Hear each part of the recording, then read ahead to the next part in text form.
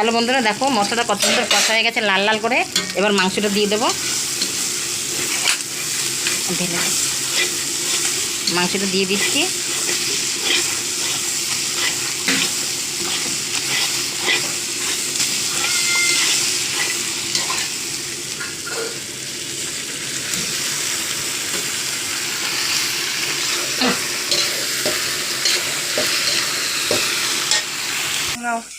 Hello বন্ধুরা, দেখো মাংসটা কত সুন্দর কষানো হয়েছে। এবার মাংসটায় জল দিয়ে দেবো। মাংসটা খুব সুন্দর কষানো হয়েছে।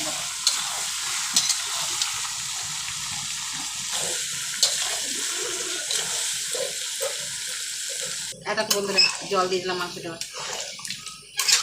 দেখো কত সুন্দর কালার হয়েছে মাংসটা, না করতেই মাংসটা কালার হয়েছে, খুব সুন্দর কালার হয়েছে, খেতে খুব সুন্দর হবে মাংসটা। জল দেখেছো, বালতি করে জল দিচ্ছি। এখানে ক কিলো মাংস আছে বলো তো? এখানে 7 কিলো মাংস আছে, 7 কিলো মাংস। হ্যালো বন্ধুরা, দেখো মাংসটা হয়ে গেছে।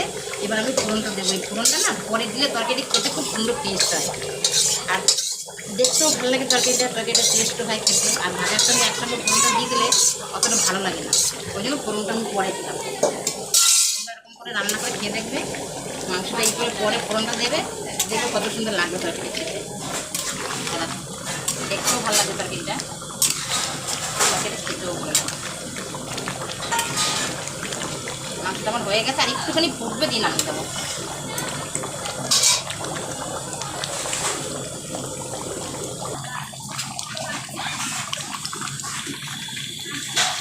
দেখো বন্ধুরা, মাংসটা কি সুন্দর ফুটতে, দেখো টকবক করে। মাংসটা আবার নামিয়ে দেবো আমি। মাংসটা হয়ে গেছে, কালারটা কত সুন্দর হয়েছে দেখো। মাংস নামিয়ে দেবো মাংসটা।